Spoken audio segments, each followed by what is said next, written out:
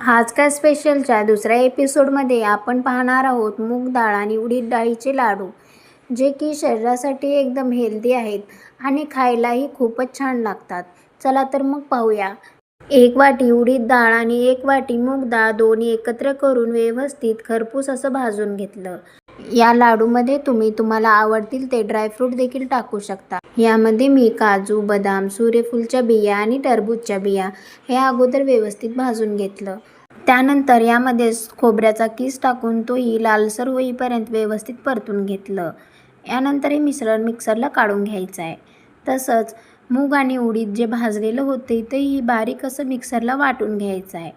तुम्ही येथे पाहू शकता अशी पावडर करून घ्यायची आहे. मिश्रण जेवढं बारीक वाटून घ्याल तेवढे लाडू टेस्टी लागतील. यामध्येच भाजलेले ड्रायफ्रूट टाकून तेही अगदी बारीक असं वाटून घ्यायचं आहे.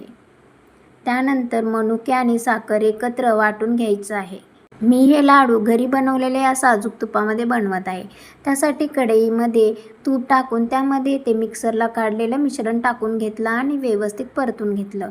त्यानंतर यामध्ये बारीक केलेली साखर आणि मनुके पावडर टाकून घेतली.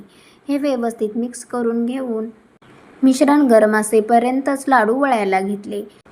असे हेल्दी आणि टेस्टी लाडू तुम्ही एकदा नक्की ट्राय करा. अशाच व्हिडिओसाठी पेजला फॉलो करा. भेटूया नेक्स्ट व्हिडिओमध्ये. थँक्यू.